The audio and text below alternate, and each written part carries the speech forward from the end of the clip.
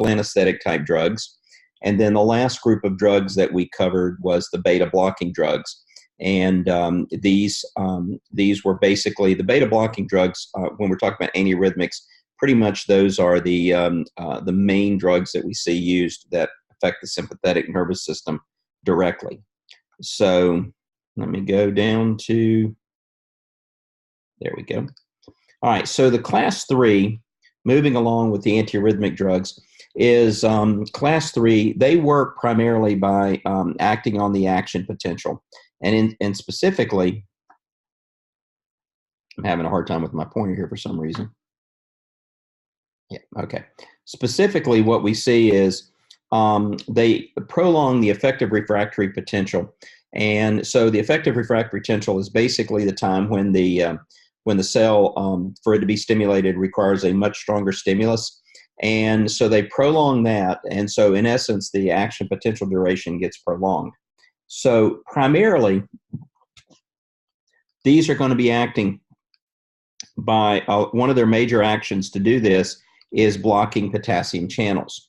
Now, this is an interesting thing because these drugs, although we use them as an antiarrhythmic drug, drugs that block potassium channels have the potential to produce an arrhythmia called torsades. And actually, here's a picture of the torsades arrhythmia.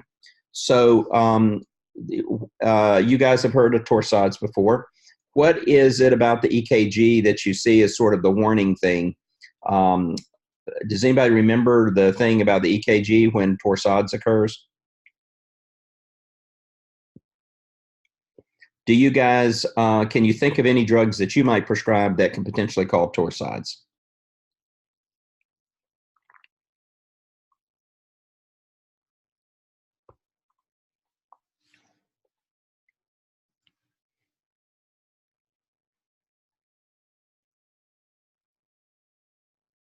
Not stimulants.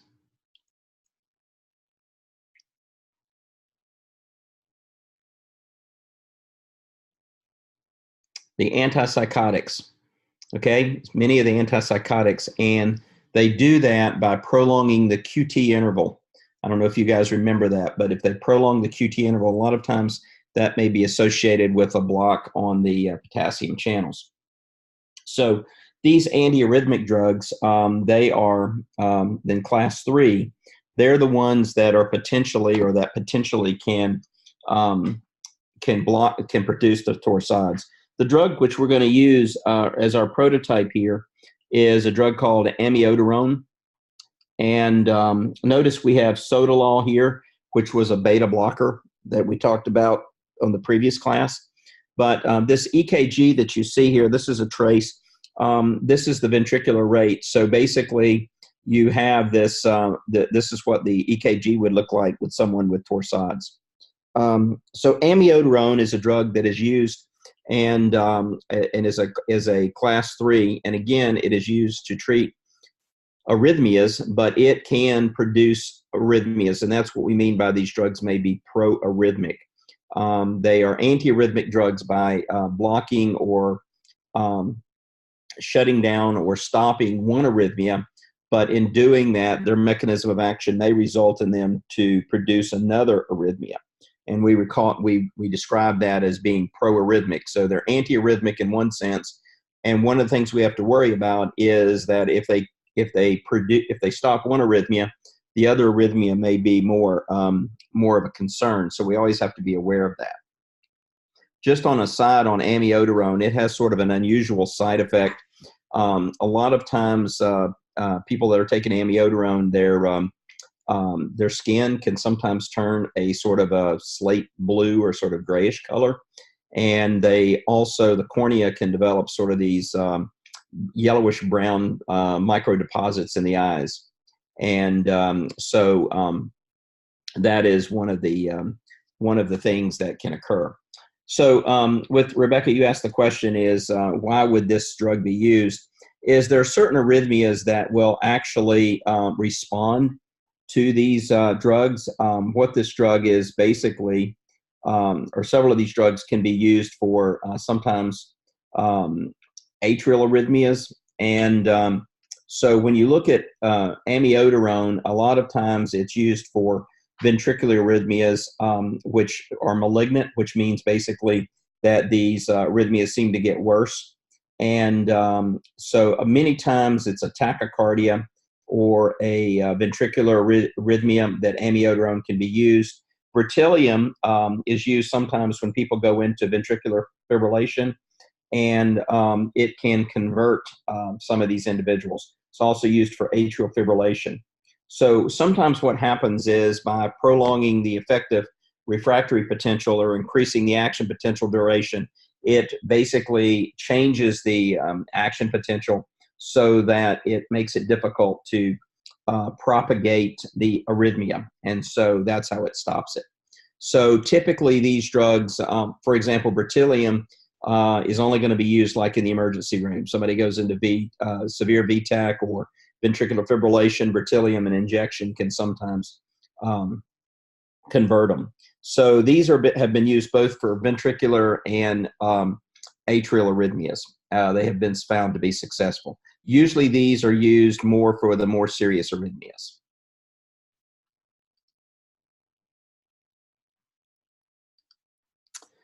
And then the final drug that we see, the final class, is the calcium channel blockade. Typically, we're using verapamil because it can be used to slow production or slow heart rate. But there's two other calcium channel blockers that can be used or that are used. One is diltiazem. The other one is biperdil. So those can be used to block it. So, Geraldine, yes, the antiarrhythmics can actually stop one arrhythmia, but may produce a different type of arrhythmia. So that's what we refer to these drugs sometimes as being proarrhythmic. That's considered a side effect or an adverse event when they go to proarrhythmic. What we want to do is stop the arrhythmia, but not produce another arrhythmia that may be worse. So we have to monitor that. In treating arrhythmias, there's a lot of emphasis and media attention on atrial fibrillation lately, mainly because of atrial fibrillation. It's not that people die from the disruption of the heartbeat from atrial fibrillation. Basically, the concern is with atrial fibrillation, people may develop clots, and then they can develop a stroke. There are a lot of arrhythmias that we can live with. There are people that have atrial fibrillation or atrial tachycardia that that they just recognize they have it and we don't do anything about it, mainly because the drugs therapy may actually be worse than the arrhythmia they have. But one of the things is antiarrhythmic drugs can produce different arrhythmias. So in that sense, they're proarrhythmic, which is a side effect. So you've got that. Now, the miscellaneous agents, just a couple of things that we see. One is adenosine. Adenosine is when it's given, it can affect potassium currents, and it can actually produce a calcium blockade. So adenosine can sometimes be used as an antiarrhythmic, but one of the drugs that we see used in the miscellaneous category is magnesium. Sometimes people develop hypomagnesemia, so this can develop a lot of times due to they're on a diuretic or that they have had a lot of vomiting and diarrhea. So their magnesium levels get low, and when you get low magnesium, that may set up for an arrhythmia. It interrupts the electrolyte flux across the membrane. And so magnesium is used especially when we know somebody is hypomagnesemic. So what we're doing is basically correcting the hypomagnesemia. And the mechanism is, we know magnesium is involved with the sodium potassium ATPase. We know this involved in sodium channels, potassium channels, and calcium channels. So it has a role in the function of those altogether. But most of the times when magnesium is being used as an antiarrhythmic drug, it is being used to replace, or not replace, but to basically correct hypomagnesemia. And then along that same line, I think I have one more drug, yeah, I do, which is potassium.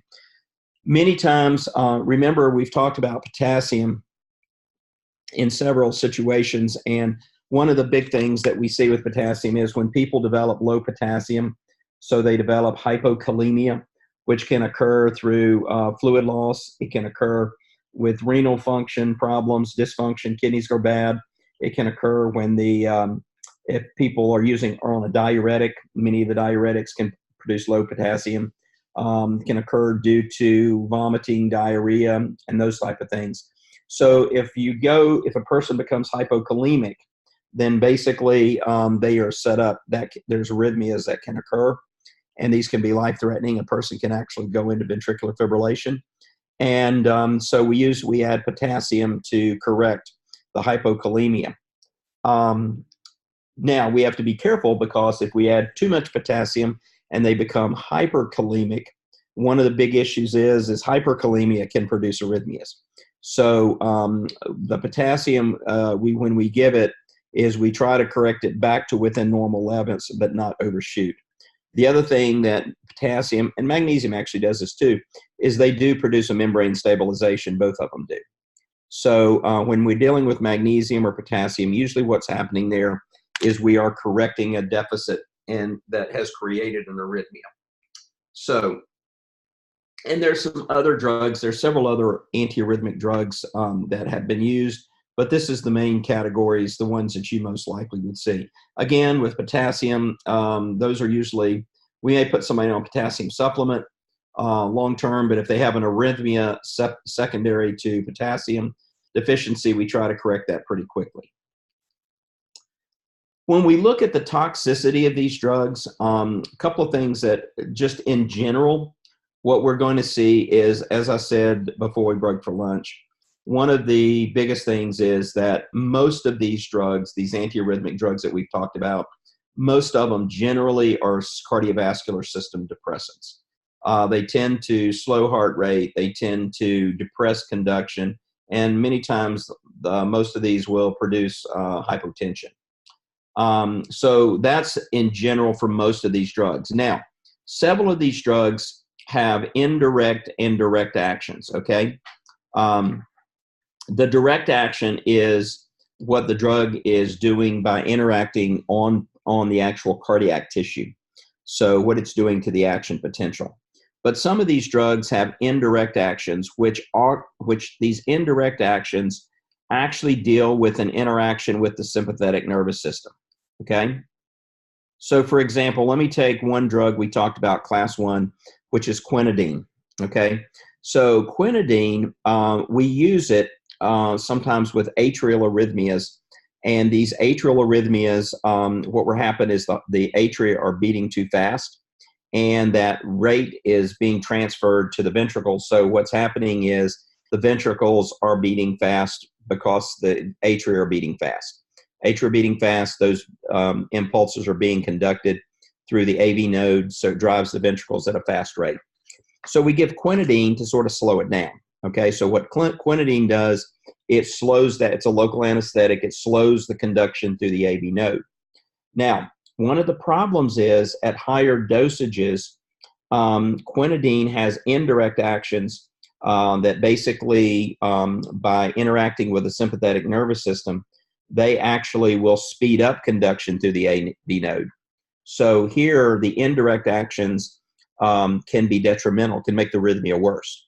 And so indirect actions typically are secondary actions that usually occur at high dosages and typically involve interaction with the sympathetic nervous system.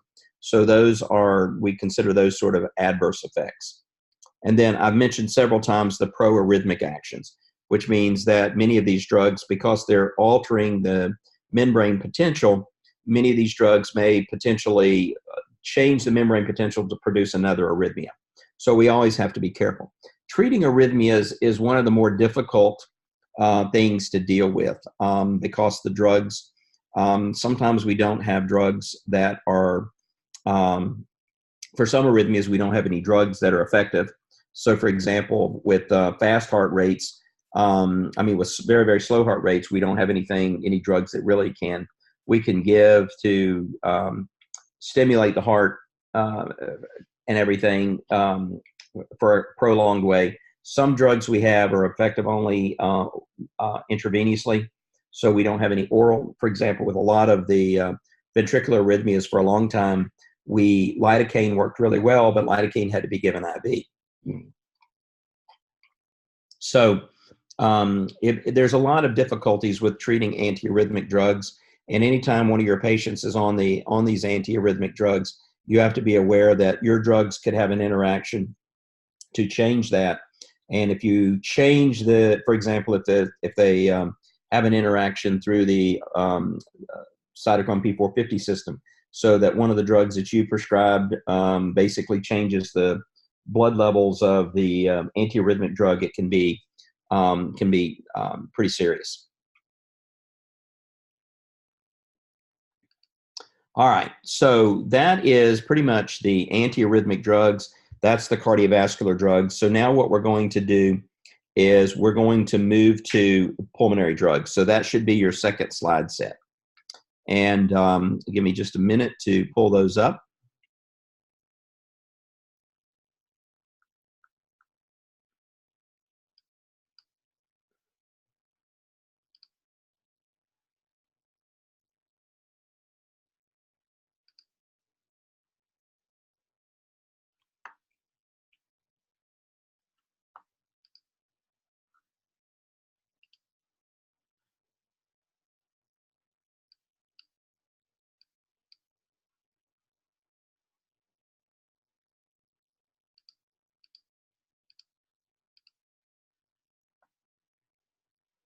All right, can everybody see the slides that I've pulled up? So this should be the pulmonary drugs. All right, good. All right. So one of the things with pulmonary drugs, let's do a little bit of discussion with regard to, for some reason I'm losing, there we go. So when we're talking about pulmonary drugs, most of the time, other than we're talking about people with upper respiratory things, which deals with, you know, these some of these drugs, some of the sympathomimetics and so forth. But what we're going to do is primarily we're going to be talking about treatment of asthma. Okay, that's one of our big issues where we're going to be treating or dealing with pulmonary drugs. Okay, so one of the things is, let's do a little review, and these are one of these things you can sort of sit back, because none of these slides, I will tell you when we get to the drugs, is what's going to be expected for you to know, which will be in red. But let's just give the basis for some of these drugs. So when we look at asthma, we know that there are several mechanisms that have been proposed, but ultimately in the middle of it, what we find is that inflammation appears to be the central component there.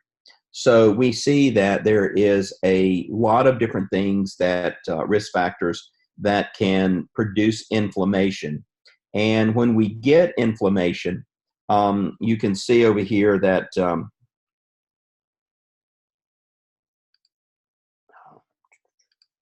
over here, you can see that this inflammation can produce symptoms. But with asthma in particular, what we're going to see is inflammation makes the airways hyperresponsive. So your airways respond to different stimuli. For example, when you get into something that is, let's say you get into a lot of dust or some things like that, there's certain things like, for example, your airways will sort of close down a little bit to sort of limit how much dust gets into your lungs and so forth. So this inflammation makes the airways more hyperresponsive. So when they sort of bronchoconstrict, it's a greater bronchoconstriction. It takes less to get them to do that. The inflammation also can, by changing the hyperresponsiveness, making the airways smaller, can obstruct the airflow. So the net effect is that can, we sort of have this cycle thing going on where that multiple things can pretty much obstruct your airflow. And asthmatics, one of the things is they respond to a lot of different things so that it makes it very difficult for them to breathe.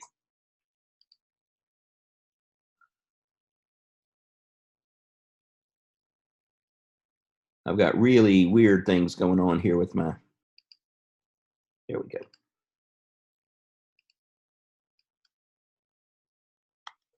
All right.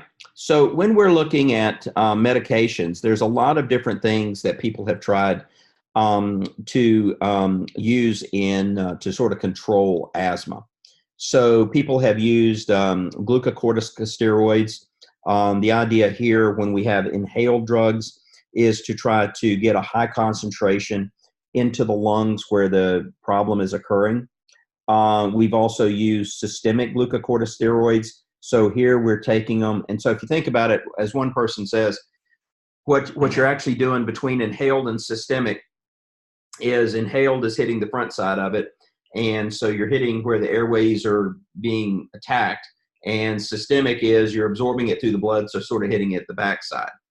The downside with systemic drugs is that the drug is distributed throughout the body, and there is a greater chance of side effects. Whereas with the inhalers, one of the things that we see is that we limit systemic absorption.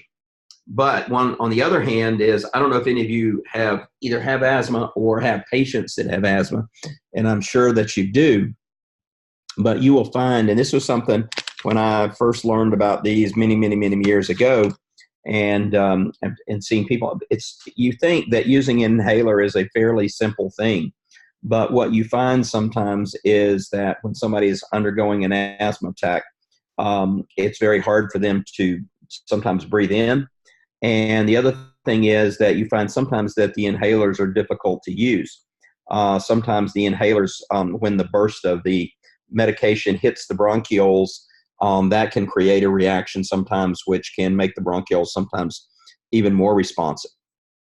So there's some ups and downs with regard to using these inhalers.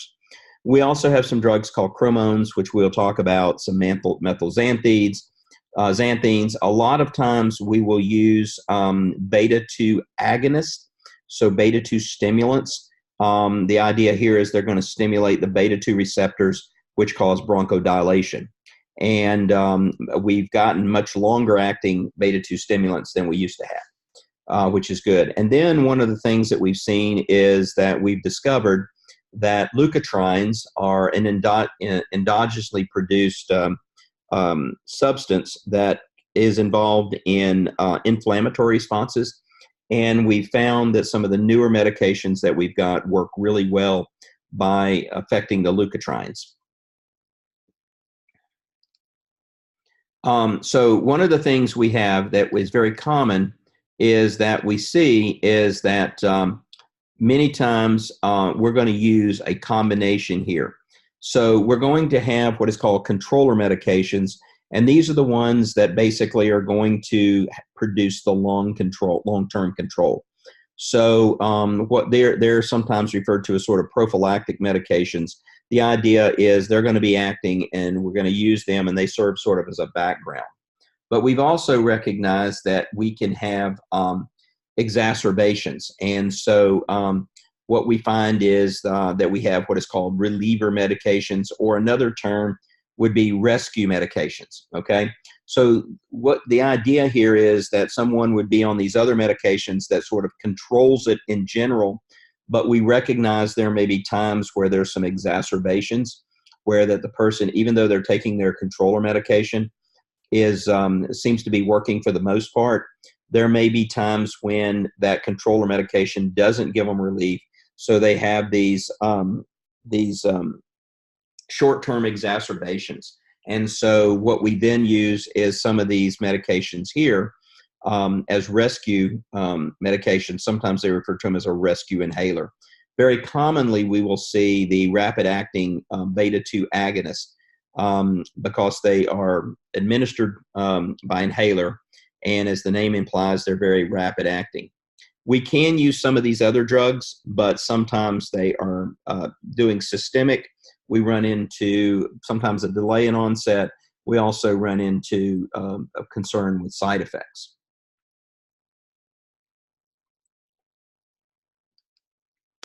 So when we're looking at anti-asthmatic drugs, here is the major categories that we deal with. Now, there's one other one, which are the leukotriene modifiers, which we will talk about toward the end of today. So we start off with, these are, we're going to talk about the methylxanthines. And one of the things that the issue with the methylxanthines are, a big thing is the prototype drug here is Theophylline.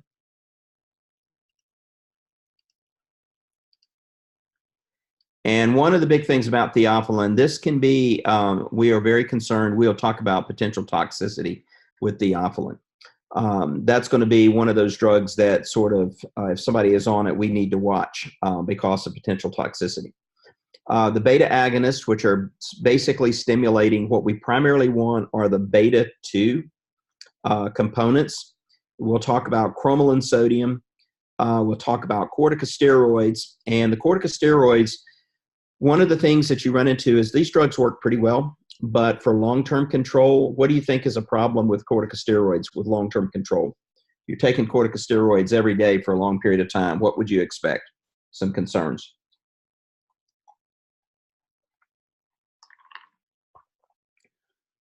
One of the big ones is immune suppression. Another one. Can you think of another one that can?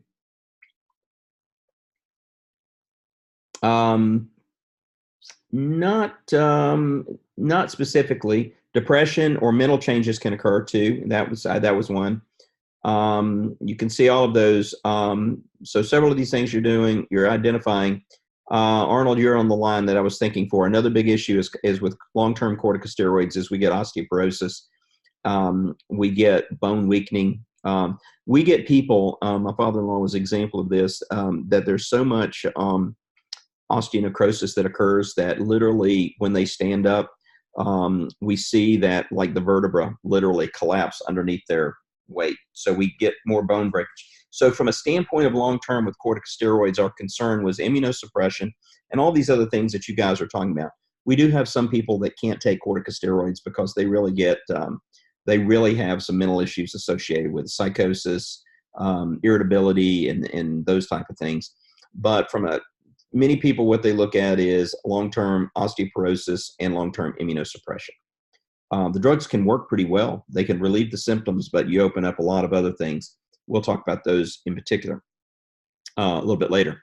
Ipratropium bromide is actually an anticholinergic drug that we see used. The idea is that the cholinergic system causes bronchoconstriction. And so if we block the cholinergic system, that helps with bronchodilation. And in theory, that's correct. But what we do see is it doesn't. There's some issues that occur with this. So let's take a look and let's sort of review the asthma in a little bit more detail and then go into where these drugs actually work.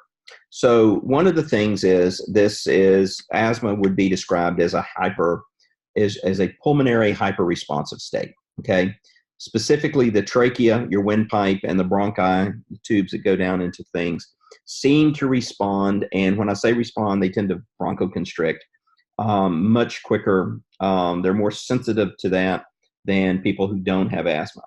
So when those airways get narrowed, what happens is it's very difficult for people to breathe. They have a reduction in respiratory function.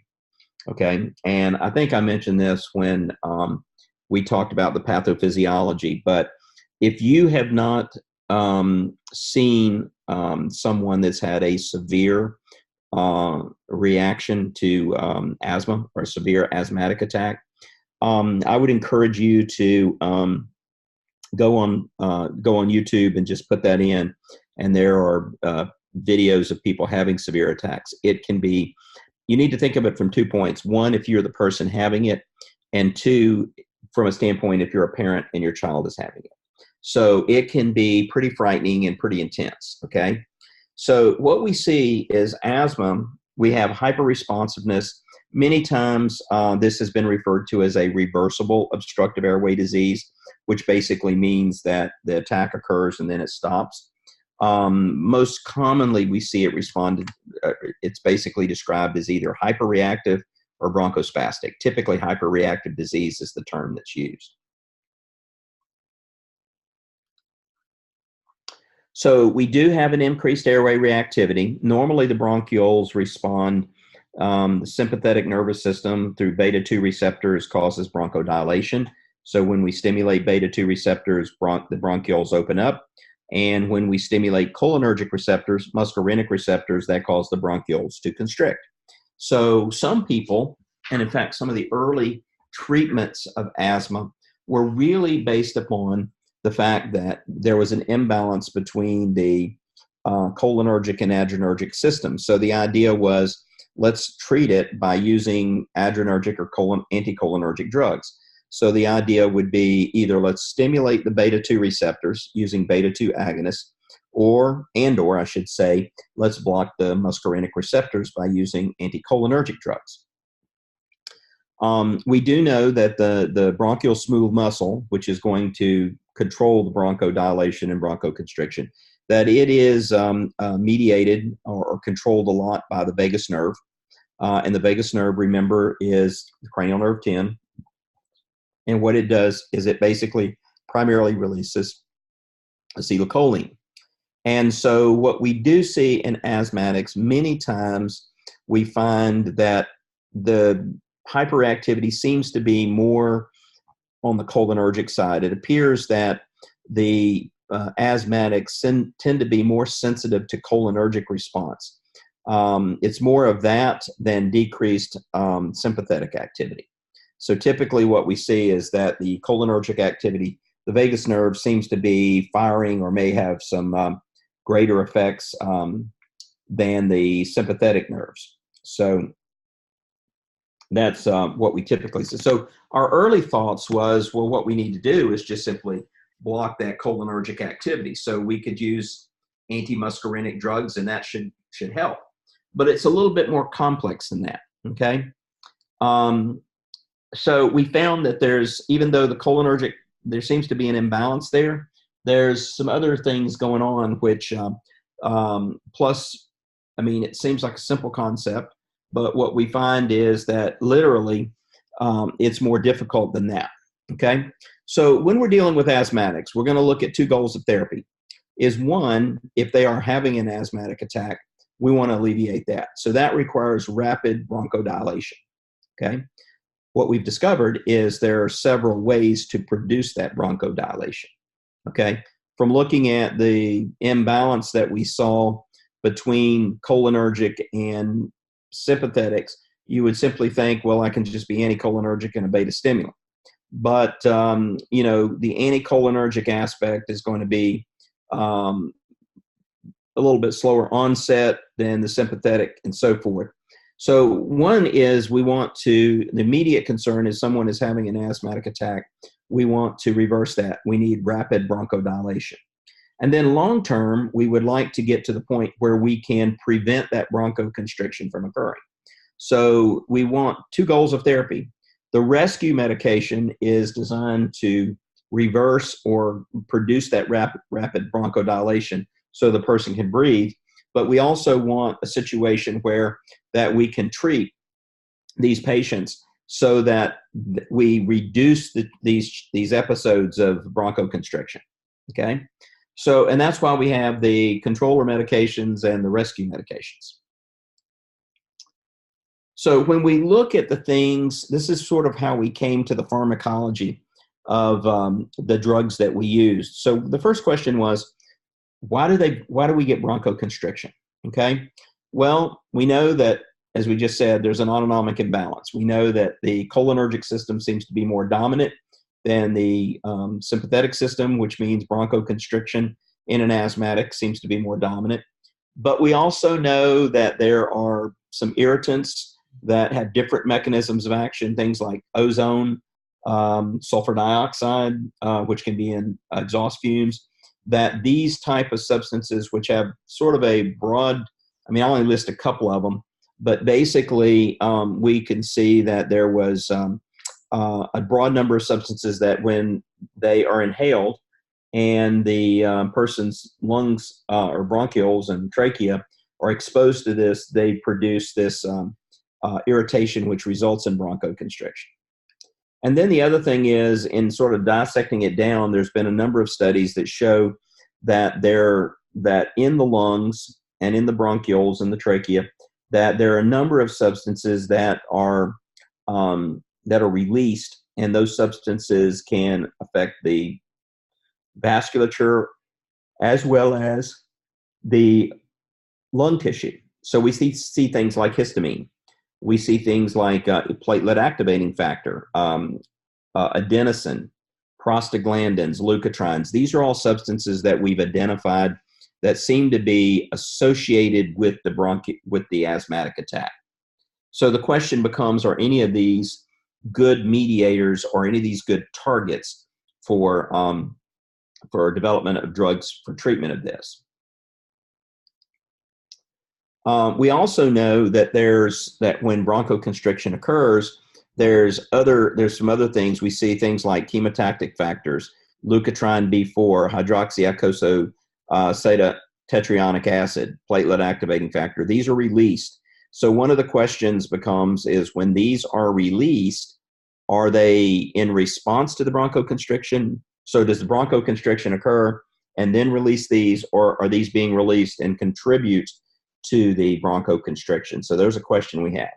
We know people that develop infections, that they are susceptible to these drugs and to attacks.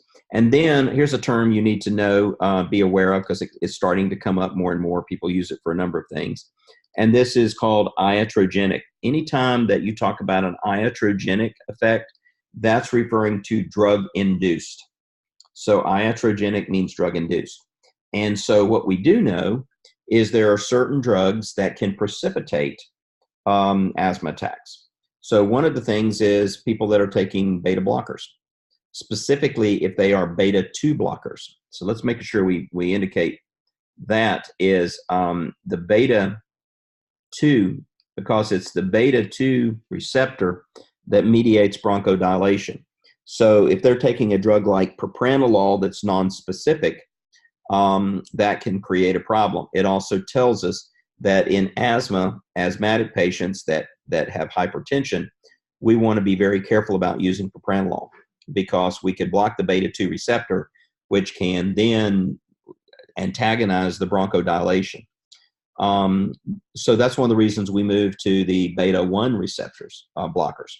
The idea is the beta 1 receptor blockers would be more likely to be affecting beta 1 receptors and not beta 2 receptors. But we do have to be careful, because if we use a large dosage, the beta 2 block, if we take a beta 1 specific drug and use a large dose, it will have some beta 2 blockade activities. So we have to be careful with using beta blockers in asthmatics. If we do see people that are using things like metoprolol, because it is beta 1 specific. But again, if they start going to higher dosages, what can happen is you can get some beta 2 blockade. People being exposed to cholinesterase inhibitors. So you got to think about two things here.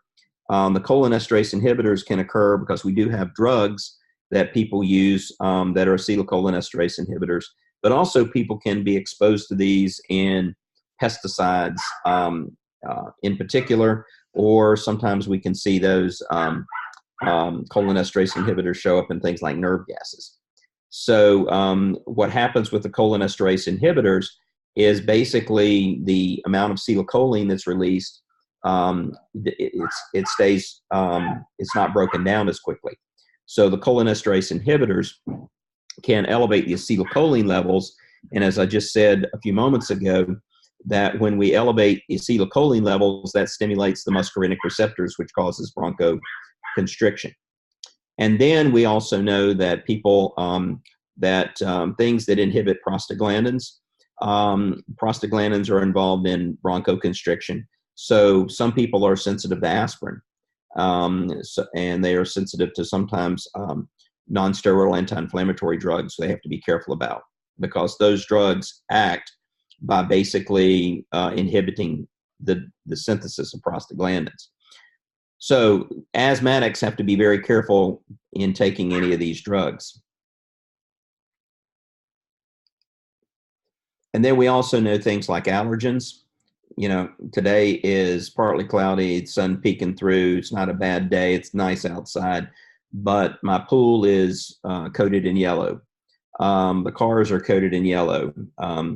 One of the things that we see is basically a big concern is that any of these allergens, cat dander, hair, various pet danders can cause this. Environmental pollutants, those are all important. One of the things too is psychological issues that people. We had one of these a secretary in my office a few years ago was asthmatic, and she came in, was exposed to. They were putting on a countertop, and by putting on the countertop, they were using a very volatile, very pungent smelling adhesive. And when she smelled it, she had a very severe asthmatic attack. When she came back into work, she ended up having to quit because any place that she smelled even a hint of that, psychologically, her autonomic nervous system kicked in to the point where that she was starting to elicit bronchoconstriction. So we also see some people that have different reactions, especially with when we get excited and very anxious, that this can set up for bronchoconstriction. Then another thing is being exposed to the cold air, or one of the things that can happen is when people go exercise, is as they're breathing, that cool air sort of basically cools off and dries out the bronchioles and the trachea, and that can precipitate an asthma attack. So what we're having to do is we're looking at, there's a number of factors that can precipitate these attacks. We're looking at, from a therapeutic standpoint, primarily what we're wanting to see is what can we use to reverse these things that may be exacerbated by some of these contributing factors, and what drugs can we use long term that will try to ameliorate some of these aspects.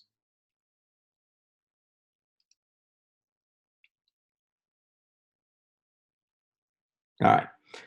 So let's talk about the first drug. Let's talk about Chromel and Sodium. Okay, this is probably, if you've seen the trade name, you've probably seen Nasal Crom or possibly Opticrom as the ones when it was there. This is generic now, I'm sure.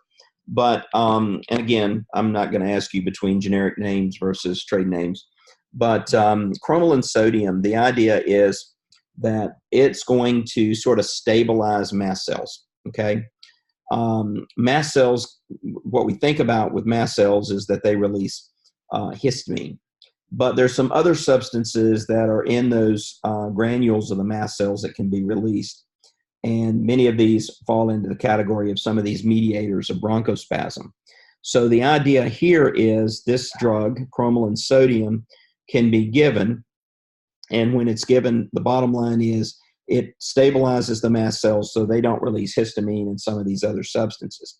So if we don't release these mediators of bronchospasm, then that should basically stabilize it. So we use this drug for sort of as a control of medication. Another thing we know is that it seems to inhibit cellular calcium fluxes. Why is that important? Is because for bronchoconstriction to occur, just like with blood vessels and with any other muscle, the bronchial muscles need calcium.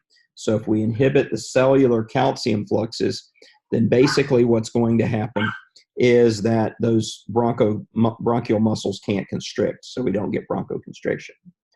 It also, there is a platelet activating factor. When it's released in the cells, what it does is this tends to sort of sensitize the airways and sets up for hyperreactivity. So Chromel and Sodium is one of those drugs which just primarily stabilizes membranes, decreases calcium, and one of the reasons it may stabilize these mast cells is by inhibiting calcium. Not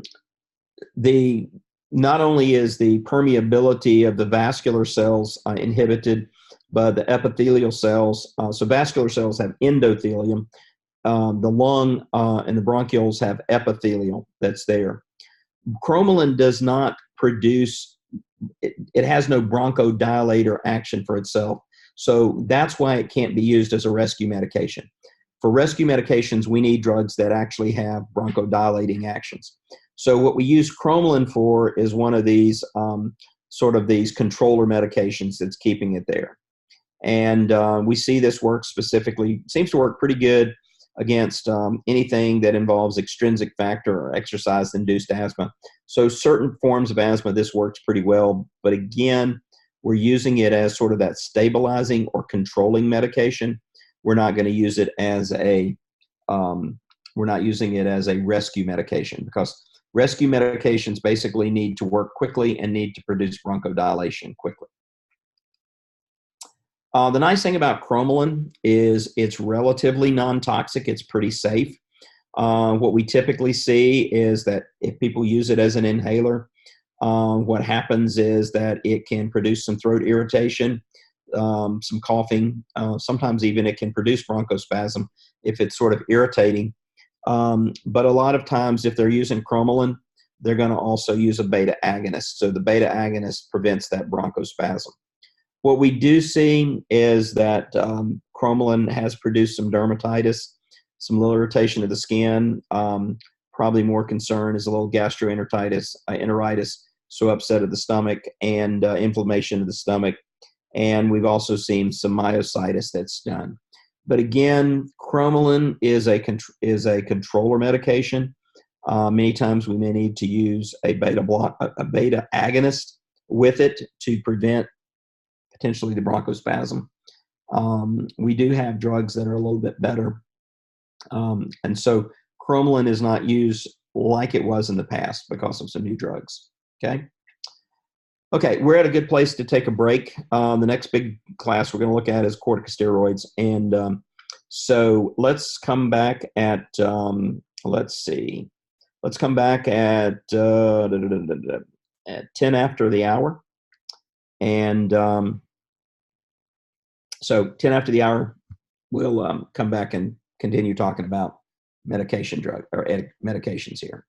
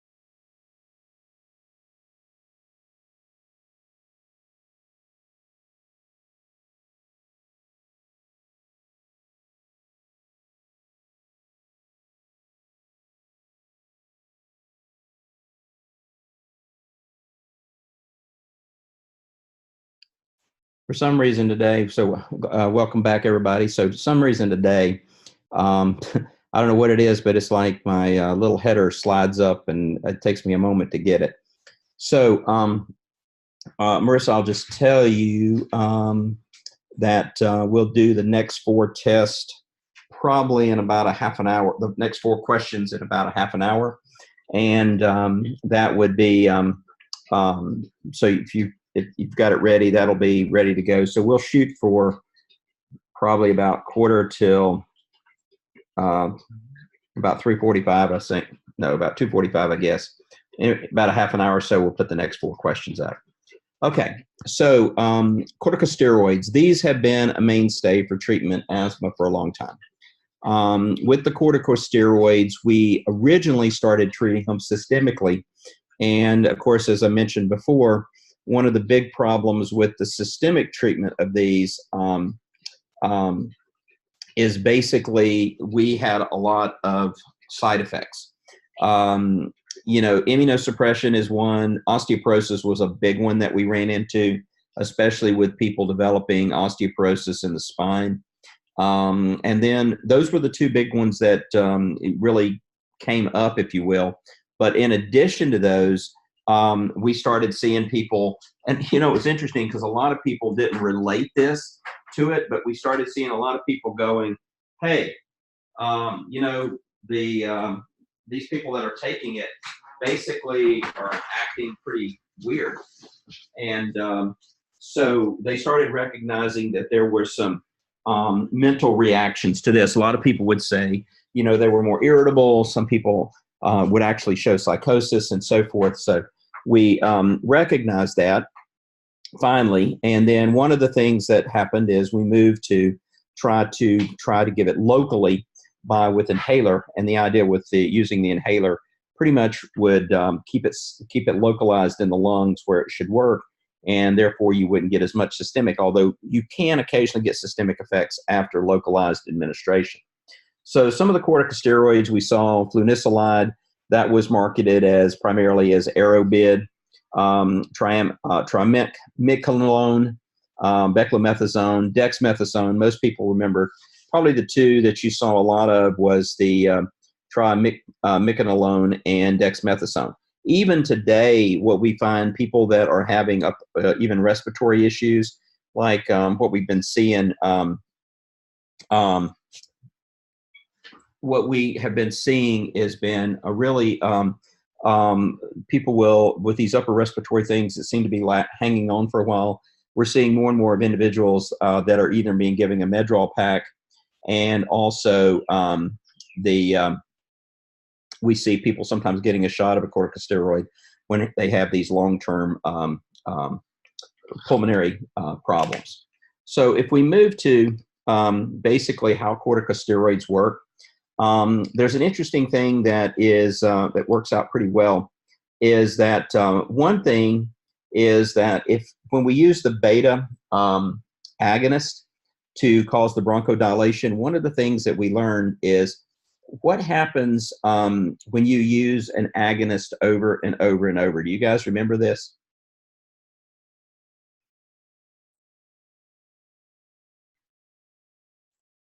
So if I'm giving an agonist over and over, what's going to happen? It stops reacting, but why does it stop reacting? You remember the mechanism? It's tolerance. Tell me what happens with the receptors. You guys are hidden around it. Right. Basically, one of the things with constant stimulation of an agonist, one of the things that we run into is that basically with this constant stimulation, the body downregulates the receptors. And that was one of the things that would happen. We were using these beta agonists, and what we would find is people were using it more and more and more. We tried to use it to prevent attacks, and what happened is they became less effective because what was happening was that with the constant exposure, basically we were getting a reduction in receptors. We had a downregulation of receptors, okay? Interestingly, corticosteroids actually increase the synthesis. Not only do they increase the synthesis of the receptors, but they also increase the sensitivity. So this became important because corticosteroids used with a beta agonist was a nice combination, because the beta agonist would stimulate the beta receptors, and if we kept using the beta agonist, then the receptors would tend to downregulate. But in the presence of a corticosteroid, what happens is the corticosteroid actually increased the synthesis. So in a way, it sort of upregulated the receptors and made them more sensitive.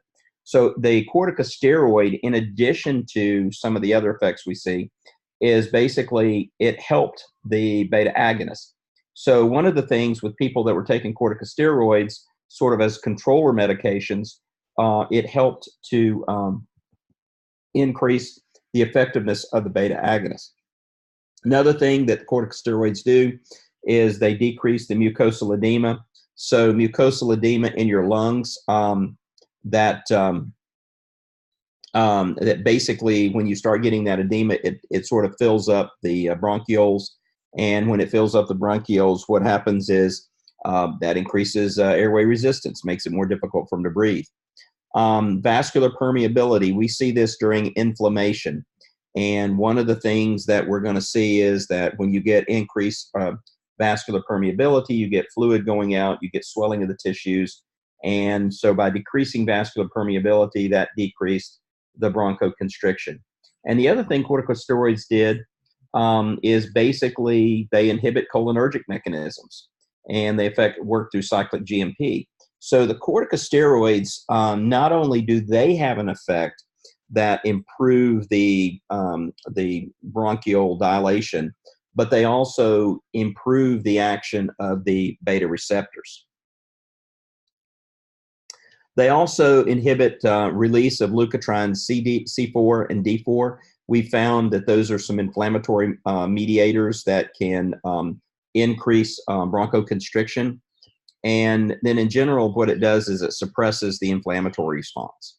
So this inflammatory response, what we typically see is we get movement of monocytes and different inflammatory cells leave the circulation, and basically just think of it as that overall is the inflammatory response is improved.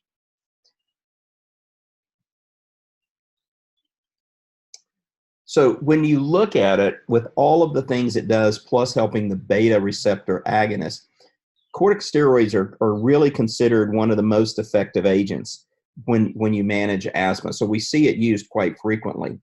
But really the problem was it got down to, and again, it's this benefit risk issue, is that when we start talking with about benefit risk, one of the things is that these corticosteroids had some pretty serious side effects, okay? Especially when we're using it chronically, which would be expected treating a refractory asthma that seems to be hanging on and doesn't respond well. What we do see is people do use these beta agonists chronically, so it is very important for these corticosteroids. We see that they do have a very important role because they can prevent this downregulation. So this is a very important component here of the use of these corticosteroids. But again, we have to be cognizant of the side effects. And so what we've tried to do is move away from systemic administration and move more to using inhalers.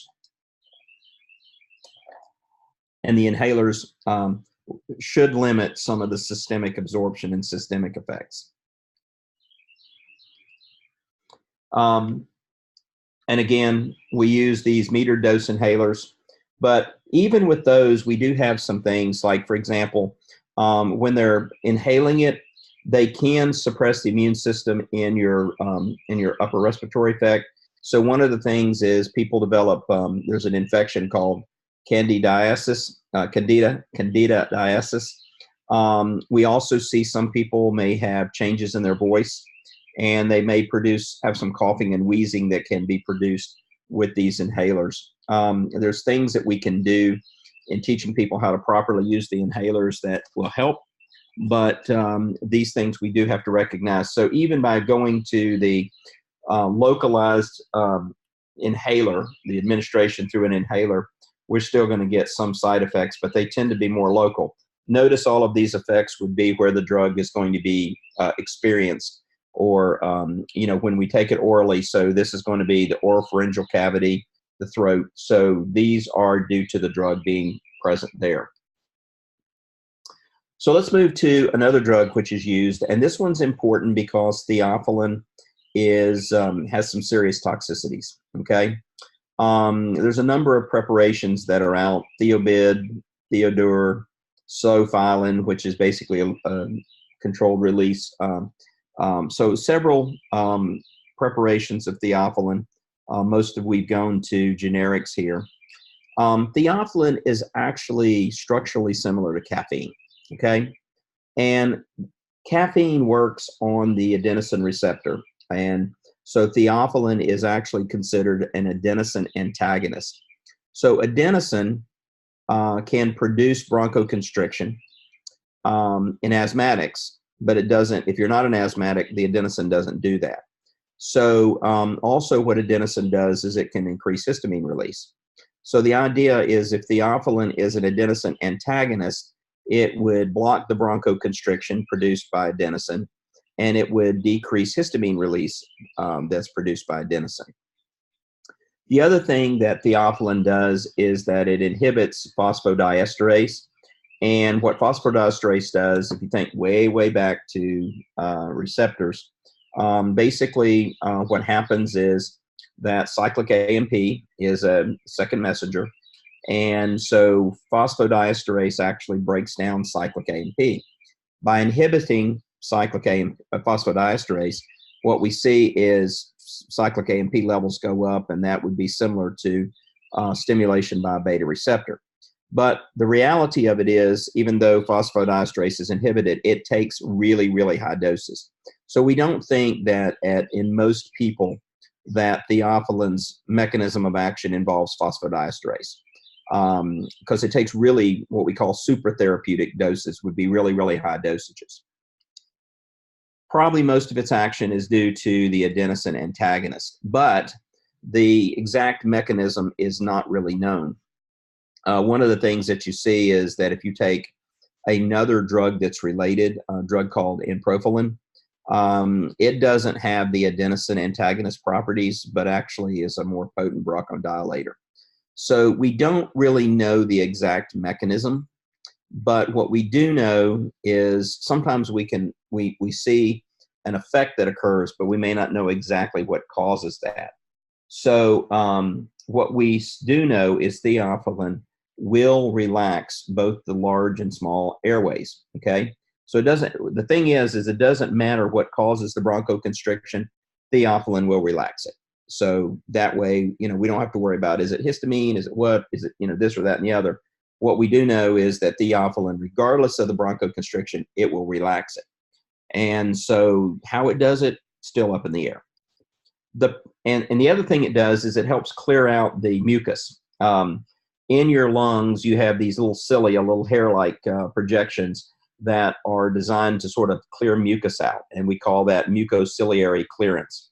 Mucus that's produced in your lungs is designed to trap dust and dirt and bacteria and so forth.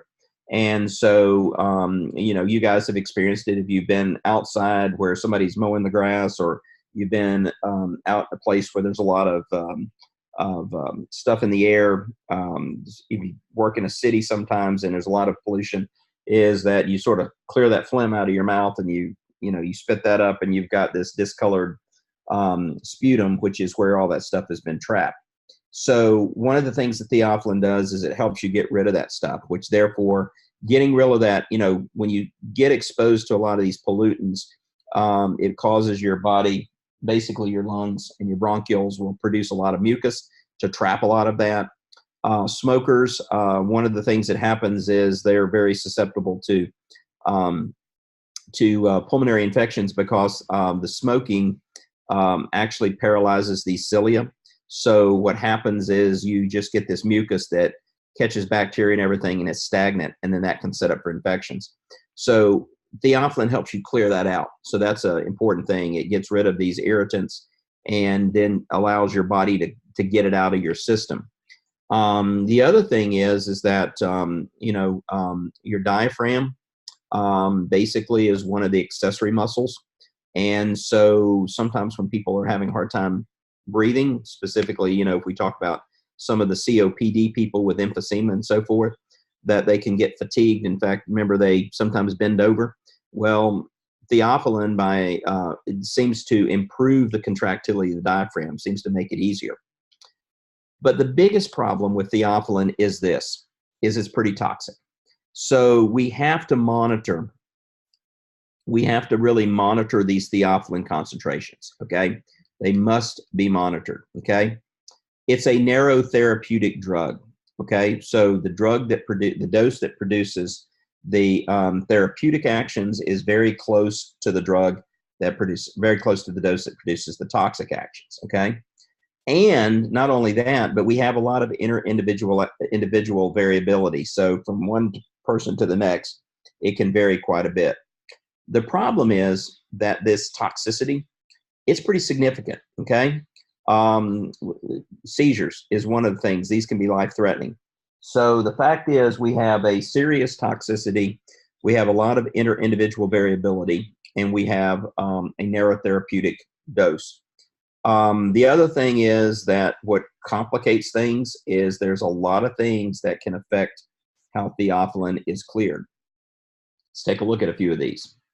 So, for example, if you smoke, if you are eating charcoal broiled meat or high protein, younger people, ages 1 to 16, theophylline clearance is increased.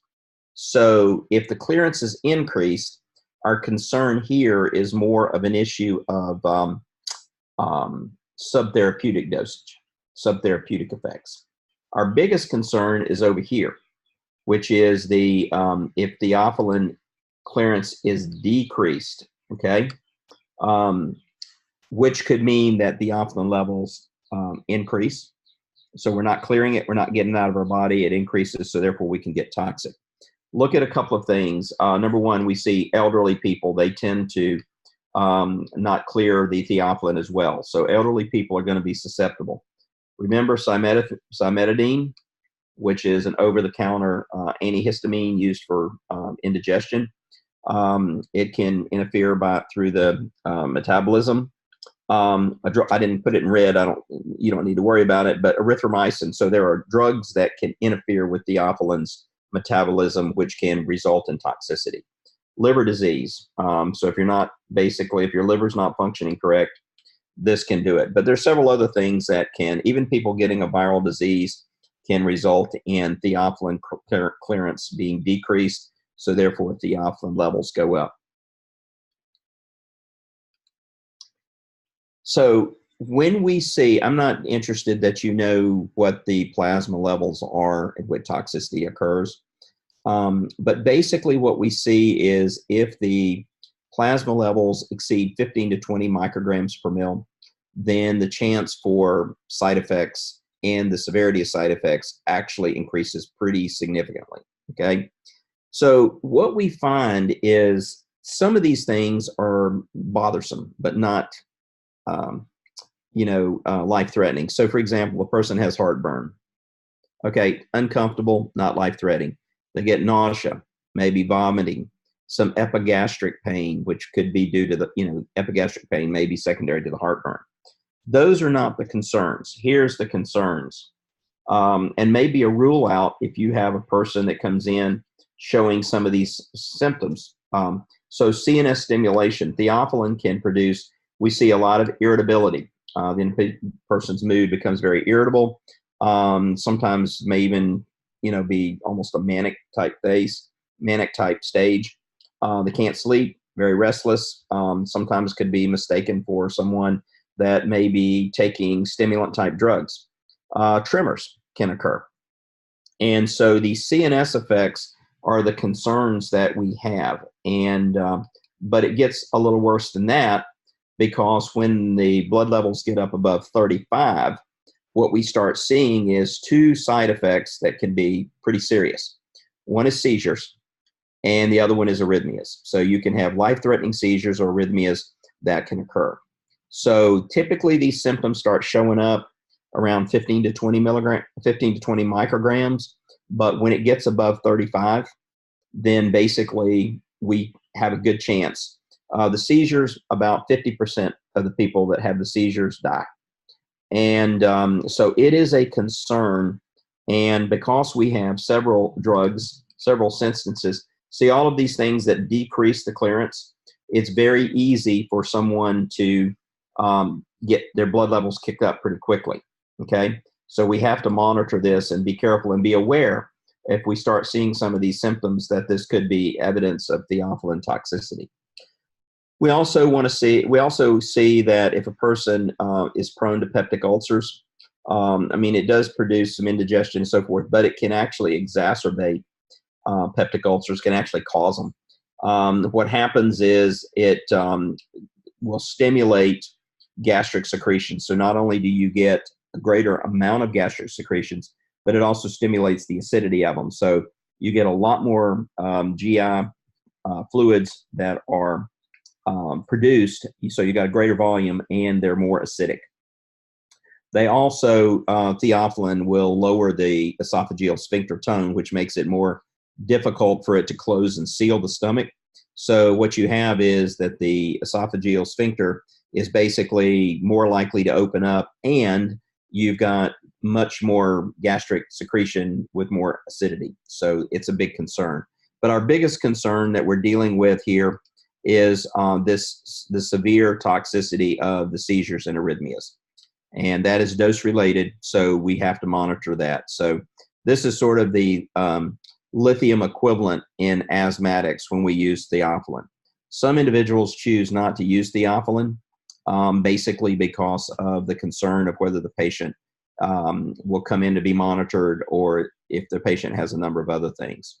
The theophylline can be effective, but we have to be, it's probably the most, the biggest concern of keeping them monitored of all the drugs that they take. Now, we mentioned earlier that the drugs basically can cause, I mean, we do know that asthma can be an imbalance between autonomic, the adrenergic and cholinergic. So going back, what we found is that the anticholinergic drugs was one of the first ones that we tried. When we knew that there was increased cholinergic activity, it made sense. So let's just see if these anticholinergics would work. And so atropine's been around for a long time, and we know that atropine does produce a good bronchodilation because basically it blocks the muscarinic receptors, which results in bronchodilation. But the problem was, like we talked about atropine last time we met, atropine has a lot of side effects. And really, that was one of the big issues, is the side effects of atropine when trying to use it as a bronchodilator really created a problem. I mean, think about it. If you use the atropine, one of the things that you might get is prolonged dilation of the pupils, which is very uncomfortable, and so forth. But what they did do is they looked and said, okay, so atropine doesn't work. So can we develop another drug that still blocks the muscarinic receptor that maybe has a better side effect profile? Primarily not so much by pharmacodynamics, but more so by maybe changing the pharmacokinetics. So what we do have is a drug called ipratropium. And ipratropium is basically, it is an anticholinergic. It is so it basically blocks the muscarinic receptor. And what we see is they developed it so it's available as an aerosol. We don't have an atropine aerosol. The other thing is that atropine is more lipid soluble, and ipratropium is less lipid solubility. In fact, it has very poor lipid solubility, which is real good because that means it's not going to, when you administer it as an aerosol, it means it's not going to distribute into the tissues real deep. And that makes sense because basically, if you're giving it as an aerosol, you're going to be acting on those surface receptors. It doesn't cross the biological membranes really well, so therefore it is less sympathetic things. So, Eddie, that's the thing is that's people is like, let's wash it down with some grapefruit juice. With some of these others, let's go ahead and get that acidity on up. So, so Atrovent basically is is an effective anticholinergic drug, mainly because we limit its systemic toxicity by giving it by an aerosol, and the fact that its structure is it doesn't penetrate and get into the systemic circulation very effectively.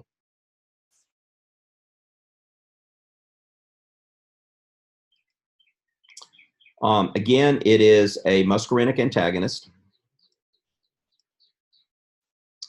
Also, it tends to prevent mast cell degranulation. So think about when we're talking about Chromel and Sodium, it sort of stabilizes that so you don't get the release of histamine, or you get a reduced release of histamine and these other mediators. The biggest problem is we see some variability in people.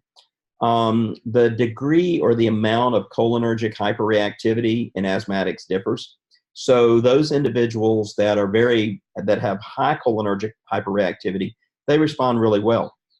There are other people that their cholinergic hyperreactivity is not as strong. They don't respond as well. And the drug is, again, will work in some, but not in all. And so one of the things that we run into is basically,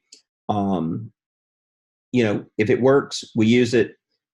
Typically, the side effects are all local. Most common things is people describe that their mouth is real dry. The upper airway tends to be sort of dry. That seems to be the biggest concern. But again, because of this variability among asthmatics, we have variable response. Okay, let's. What we're going to do is cover the beta agonist, and then what we're going to do is we're going to let you take your 4-question test. Then we'll go over the answers to the test, and then we'll finish up the rest of it, and then you'll take your post-test. So the beta agonists, these are really, we started off when we were treating asthma, we were using drugs like isoproterenol. Isoproterenol, remember we talked about it as a beta-1 and beta-2 agonist. The problem was, even with an aerosol, with isoproterenol, when we used it, we would get some beta-1 stimulation, even used as an inhaler. We would get some systemic absorption. So one of the biggest concerns people had is if they used the isoproterenol, what we found was that they would sometimes get some tachycardia. So they would absorb enough that would cause their heart rate to speed up. The other thing is isoproterenol, one of its metabolites, actually acts as a beta antagonist. So the more you used isoproterenol, a couple of things happened. Is one, if the metabolites built up, the isoproterenol didn't work as well. And two is that just like the other beta agonist, we would end up getting some downregulation. So because of the beta-1 actions, and also because of isoproterenol's metabolite, which antagonized its action, people were looking for beta-2 specific agonists. We didn't need the stimulation on the heart. We just really needed the beta-2 receptor that would be stimulated that could cause bronchodilation. And the other thing is we wanted to basically keep this local, because beta-2 stimulation of blood vessels can cause vasodilation, which may drop blood pressure. So the drugs we came up with were metoprolol. Make sure that you don't confuse this with metoprolol, okay? Metoprolol, which is low pressor, which is a beta, is actually a beta-1 antagonist. Metoprolol is a beta-2 agonist. And then we had a drug called terbutaline and albuterol. We see a lot of albuterol used with this frequently. And then another drug is bitoterol. But typically metoprolol, terbutaline, and albuterol are the 3 drugs that are used. Typically, they are given by inhaler. And basically, pretty straightforward mechanism of action. We see that they stimulate the beta-2 receptor. That increases cyclic AMP, which net effect is bronchodilation. One of the things that we have to do is sometimes there is, if we get systemic absorption, we can get some tremors. Stimulation of beta-2 receptors in skeletal muscles can cause tremors to occur, muscle tremors. And so this is dose related, so we want to limit the dosage. And then the other concerns, as I said before, would be if we got vascular, if we get systemic absorption, we could get a drop in blood pressure. In pregnant women, we have to be careful because it can cause relaxation of the uterine smooth muscle, which could induce labor. So we need to be very careful with that. But typically, by giving it localized and watching the dose, we'll avoid these type of things. The other side effects, generally, I mentioned tremor, but we can see some anxiety, some restlessness. Even though it's beta-2 stimulant, higher dosage, we can get some tachycardia. So some of these drugs at higher dosages may still stimulate the beta-1 receptor. And some patients may complain of palpitations. These tend to be more likely to occur if someone is taking this orally versus using an inhaler. And then, as we mentioned with the corticosteroids, we can get some tachyphylaxis or basically downregulation, but the corticosteroids would prevent that. Patients that are hyperthyroid, we see a little bit more pronounced effects. And so in particular, if we're giving oral preparations, we want some of these anxiety and so forth may be a little bit more pronounced. So Kirsten, you asked about for preventing premature labor. One of the things that happens with the uterus is basically the receptors change in throughout pregnancy. So from a standpoint of early on, the terbutaline can actually cause stimulation of the uterine, but closer to it, what we find, close to term, the beta receptors change. So at one stage, the terbutaline, by stimulating the beta-2 receptors, may cause the uterus to relax and not to contract. But the uterine tissue is very interesting because depending on the stage of pregnancy is the alpha and beta receptor sensitivity changes. Okay, so we're going to take the break to take your quiz. So what we're going to do is take your 4-question quiz. Marissa, if you'll put that up. Let's come back at 5 after the hour, and we'll go over the answers to the quiz. And then I'm going to finish up these lectures, finish up the pulmonary stuff, and then you'll be able to take the post-test. Okay? All right. So, Marissa.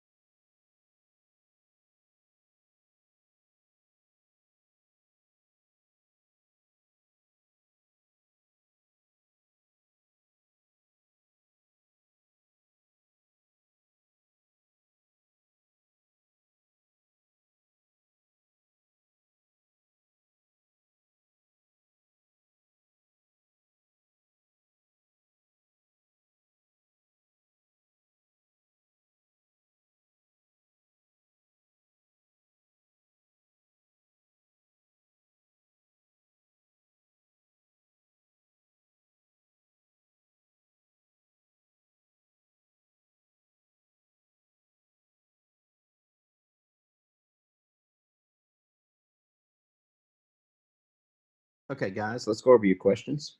And so this was the morning questions, this afternoon's questions. So the first question was, which class of antiarrhythmic drugs has the potential to cause torsades? So we looked at 4 classes of drugs. We had the class 1, which were the local anesthetics. Class 2 was the beta blockers. Class 3 was the APD prolongation, but they also were potassium channel blockers. And class 4 was calcium channel blockers. So the correct answer is D, which is the potassium channel blockers. These would be like the drugs like amiodarone. Okay, so let's see. Just opening the chat board here. Okay. And second question this afternoon. Most antiarrhythmic drugs are A, cardiodepressants or cardiostimulants. And remember, with most of the antiarrhythmic drugs, almost all of them are cardiodepressants. Okay? All right. And then question number 7, which of the following increases the sensitivity and synthesis of beta receptors? So we had Chromel and Sodium, corticosteroids, Theophylline, and beta agonist. So the correct answer is corticosteroids. That's one of the big things that they do is with the beta agonist is that they can increase the synthesis and the sensitivity of the beta receptor. And then the final question was metaproterenol's mechanism of action is best described as a beta agonist, a beta antagonist, a muscarinic agonist, or a muscarinic antagonist. And metaproterenol is, the correct answer is A, it is a beta agonist. So again, remember what I've told you before our break is be very careful with regard to metaproterenol versus metoprolol. Metoprolol is a beta, actually is a beta 1 specific antagonist, whereas metaproterenol is a beta 2 specific agonist. Okay. All right. Any questions on those 4 questions? Okay. All right. Let's see if I can pull up the new screen share. So you maybe lost me for a minute. All right.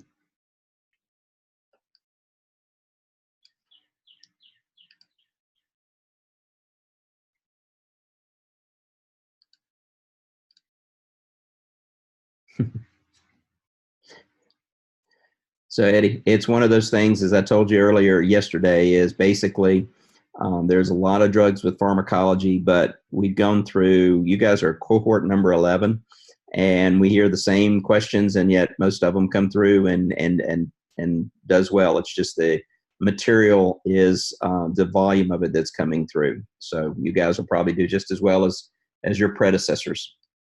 All right. So let's go on and finish up the pulmonary drugs. So all of the drugs we've talked about from a pulmonary standpoint now, these are older drugs. I mean, these were drugs that we had used for years for treating that. And then we had sort of the emergence of a new class of drugs that were based upon their interaction with the leukotrienes, okay? So what we learned is that with asthma, we knew that we started finding more and more as we got more cellular biology going on. We recognized that, when we used to talk about inflammatory mediators, we talked about primarily histamine. And then we started seeing all of these other, we were able to analyze, and we saw prostaglandins, we saw a number of things. And one of the class of substances that we saw was labeled leukotrienes, okay? And what we noticed is, and what happened is people would identify these different substances. They would then try to isolate them, and then they would try to, put them in different systems to see specifically what they did.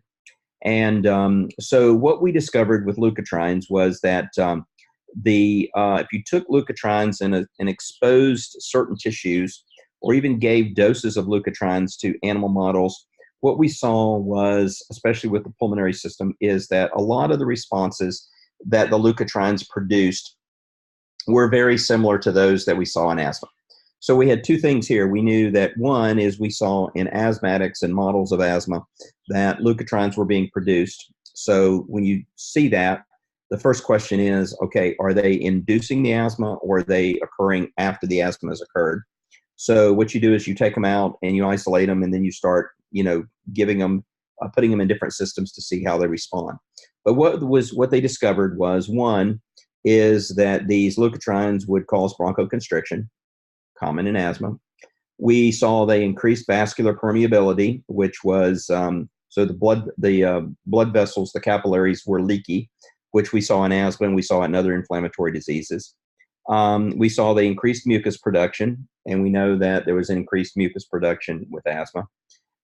We saw that the inflammatory cells could infiltrate down into the tissues more, and we knew that was occurring in asthma because we knew that when we did pathology, biopsies, and we did, looked at animal models and everything. When we looked at the lungs and the bronchioles, what we saw was that there were inflammatory cells all in the tissues, which basically was a marker that there was inflammation going on. And we also saw that bronchial hyperresponsiveness occurred. So if we took something that caused the bronchioles to constrict, and we repeated that in the presence of the leukotrienes, what we actually saw was that the leukotrienes caused the bronchioles to be even more responsive. So while I've been lecturing to you guys today, there's a bird feeder that's right outside my office, and I've had these cardinals, and I've had these bluebirds and yellow finches. It's just been a nice afternoon going. But I have this one squirrel that is become the nemesis, that he just sits there and looks on top of the bird feeder at me, and literally is like Scott laughing at me. So meanwhile, one side has got peppers on it, which he doesn't look at. The other side has got a cake that doesn't have hot pepper stuff in it. And so he just hangs off the pepper side and munches on the other cake. So it's almost like working on my last nerve there. So, but back to leukotrienes. So what we did is we saw that there was a lot of research that basically characterized how leukotrienes are produced. We isolated it, and so they developed what is known as the 5-lipoxygenase pathway. So what we've discovered is arachidonic acid, which is a very common precursor, is also a precursor for leukotrienes. Arachidonic acid is what the body uses to make prostaglandins, thromboxanes, and we discovered it also is the precursor for leukotrienes. So the body will take arachidonic acid, and there's a pathway that will make leukotrienes. And where the arachidonic acid comes from is basically if you look at the inside of the cell membrane, okay, and we talk about these microenvironments, which would be, years ago, we would look at a cell. Now we can actually put little pipettes and probes to the inside of the cell. So the intracellular microenvironment, what we see is that there is an enzyme called phospholipase A2. And what it does is basically it simply chips off from the cell membrane phospholipids, and the arachidonic acid is generated from that. So once the arachidonic acid is sort of retrieved from these phospholipids, then the arachidonic acid is going to be used to make leukotrienes. So here's sort of a schematic here, if you will. So here's the microenvironment up here. Let me go to a pointer here. Get an arrow. Okay. Well,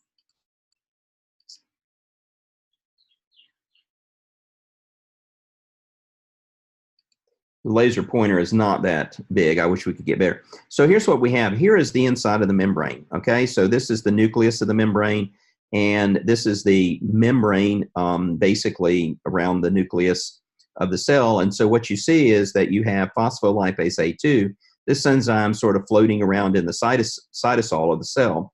And so what it'll do is it'll just sort of clip off from this intracellular membrane of the nucleus arachidonic acid.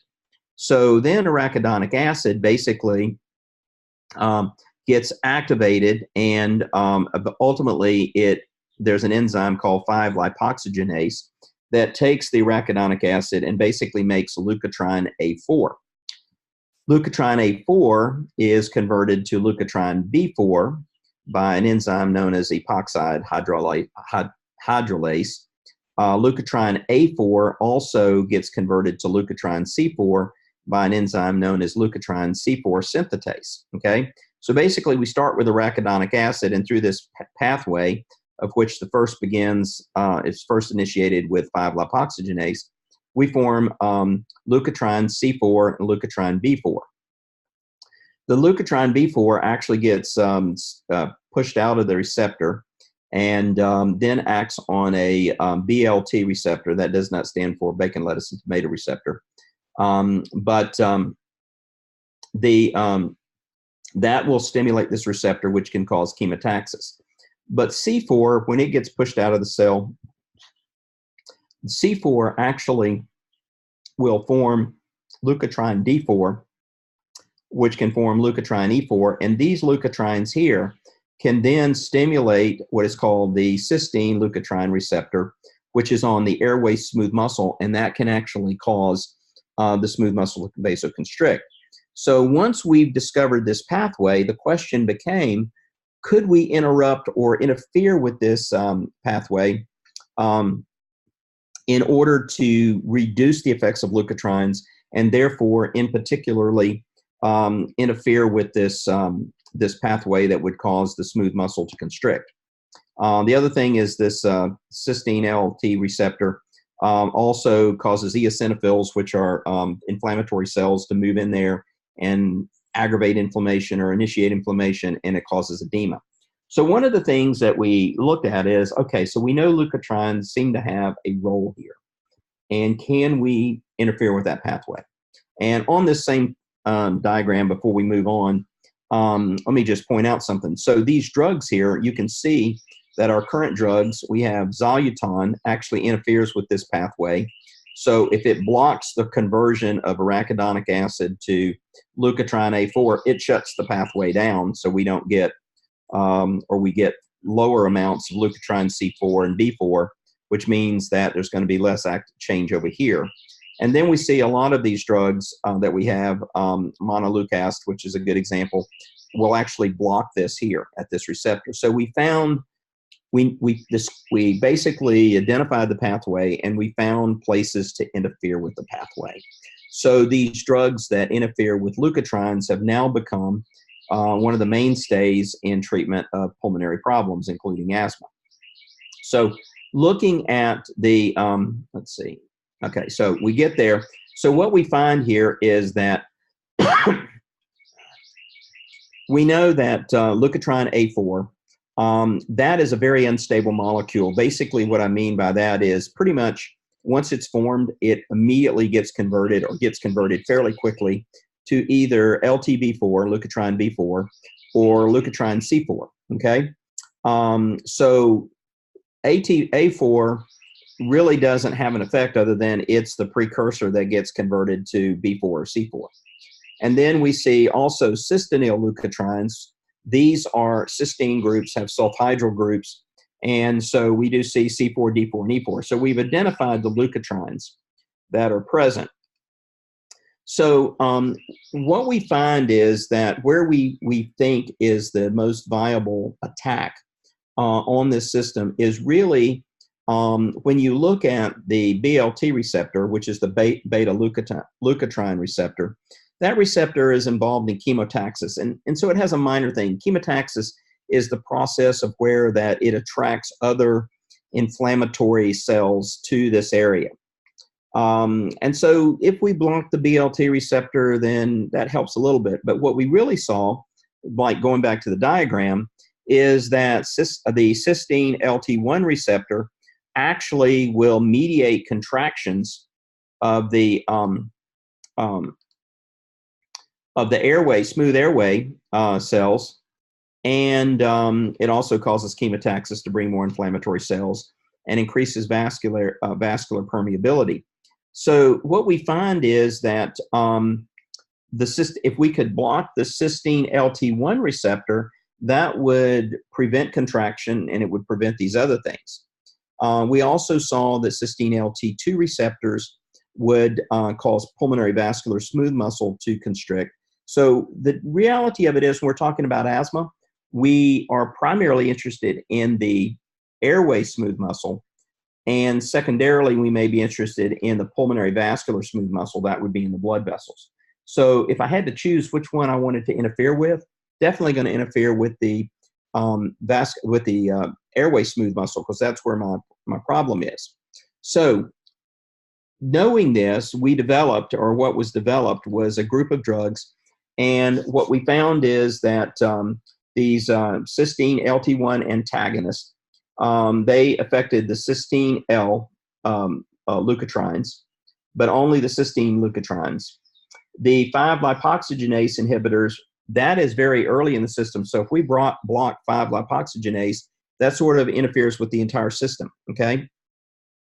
And then we also had this 5-lipoxygenase activating protein. Let's go back just a minute to this diagram. So what we actually see is that we could either interfere with 5-lipoxygenase, so that's what Zoluton does. We could interfere here, so this would be one place, this would be one place, or over here, this would be another place, and this would be another place. So if we interfere with either one of these, that sort of decreases the system's ability to make any of this, or we can interfere with just at the receptor. So that's the sort of the concept that we had. And the ones that interfere with the lipoxygenase acting protein, they were called FLAP inhibitors. The F comes from 5, which is spelled out. So it would be 5-lipoxygenase activating protein inhibitors. So what happens is that the arachidonic gets activated by FLAP, and so that would be it. So the thing would be is if we interfere with either the lipoxygenase or the activating protein of lipoxygenase, that would block the production of pretty much everything, okay?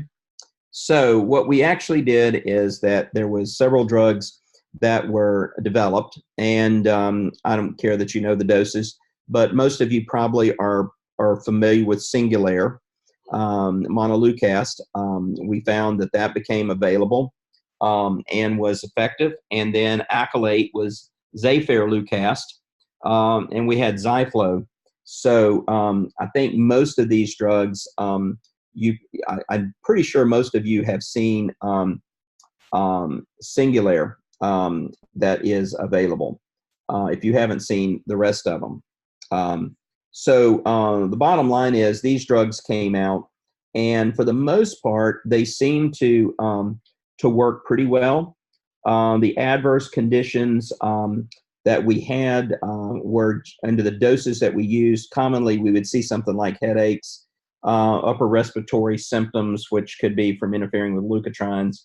Some people describe a flu-like symptoms, but generally these are pretty well tolerated, and they've become sort of the mainstay of drugs that we use now in asthma. We've also seen Singulair, for example, not only do we see it used in asthma, but we see it used a lot of times in we started seeing these drugs used in a lot of allergic rhinitis, a lot of the upper respiratory infections, because they're inflammatory and these leukotriene inhibitors. So it's not uncommon for someone to get an upper respiratory infection and be prescribed Singulair or Accolade or Zyflo.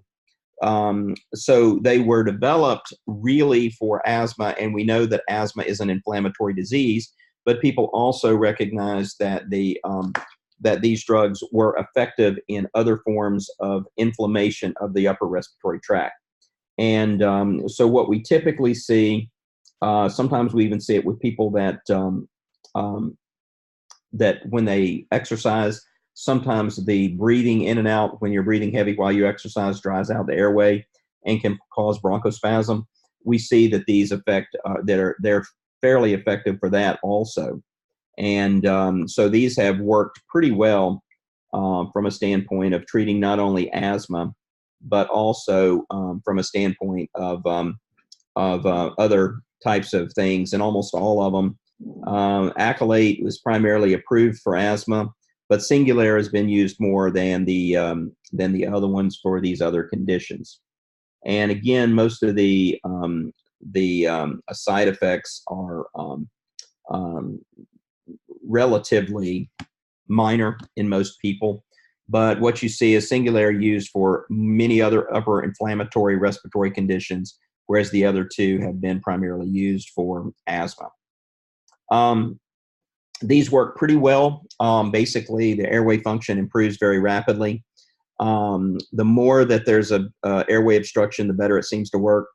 And we can also use it with the beta adrenergic agonist. So the actions are at least additive there, and so we can use it.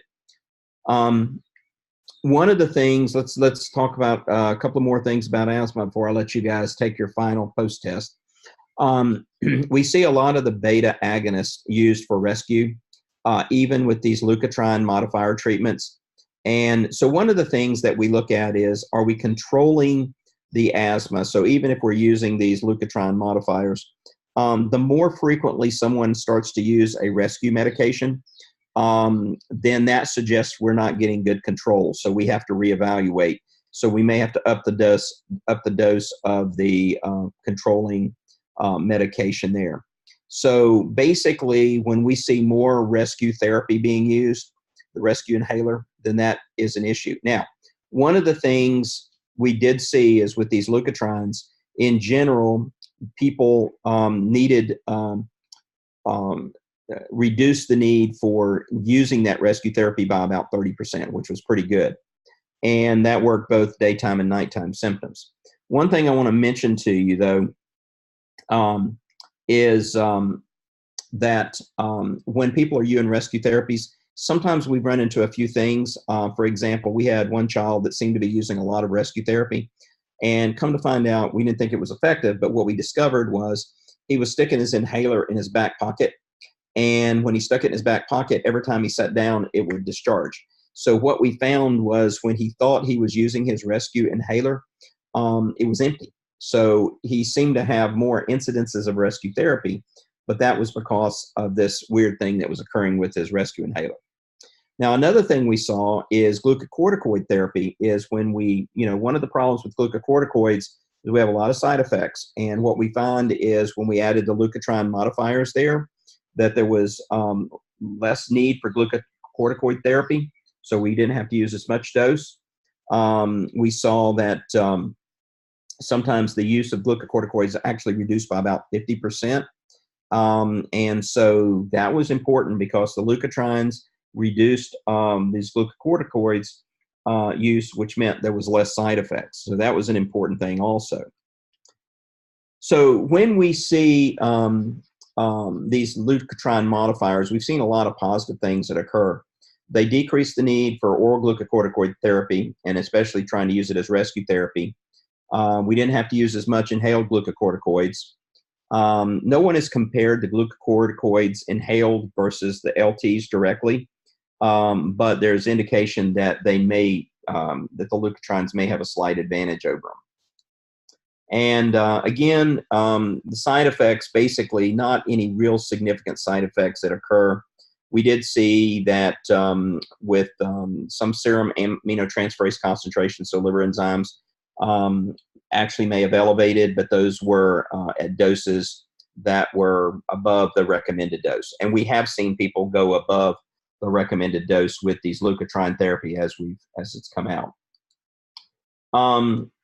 We did see some occasional sort of what we call idiosyncratic reactions, which were sort of rare. We saw a few patients that developed some cardiac failure and some vasculitis. But that was fairly rare. Again, generally these drugs are fairly well tolerated. The things that we have seen in general for all of these, some angioedema, that's very rare, but can be life-threatening. Seen some liver toxicity, that tends to be at the higher dosages, but we have seen in some of these, with these LT modifiers, we have seen this, which is one of the things to be aware of. Again, when you're doing a differential, is we've seen some psychiatric effects, depression, insomnia, aggressive behavior, hallucinations, anxiety, and irritability. One thing is some of these individuals have been on other drugs like glucocorticoids, So this could possibly be some of the other drugs, but still it's one of the things to keep in mind with regard to people on these leukotriene therapies. And that is basically our last slide here. So does anybody have any questions? As you're studying this, if you have questions, do not hesitate to email me. I will usually try to get back to you. A few of you have had some questions. You send me an email. I usually will try to get back to you from a standpoint of this within 24 hours. If you have not, if I have not responded to you, please send me another email. Make sure that you are using this email. Let me just put this on. I think most of you are using it. That is the best email to reach me at, okay? I do not routinely check my Alliant email, but send the rtech at me.com. So we got a post-test coming up, which Marissa will load in just a moment. Don't forget that there will be a between week assignment. I will try to have that up by Wednesday. Again, typically it's going to be a video or something that doesn't take you long, and 2 or 3 questions at most for you to answer, which needs to be answered by Sunday.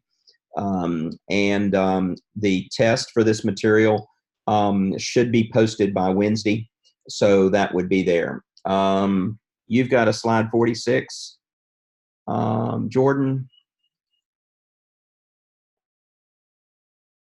Oh, we do. Yeah, I'm sorry. Is that, yeah, there was just that 46. This gets back to the serum, to the aminotransferase. And what we did see is that on some of these, you're typically going to monitor, liver enzymes and so forth, and typically you're going to do that. And some people suggest to monitor that monthly for that. Thank you for bringing that up. I thought there was, I clicked it and there was not another slide. But the liver things are just simply, this has occurred more with Zyflo than the others. And I don't remember if the Zyflo, I think under the, let's see if it gives anything with the,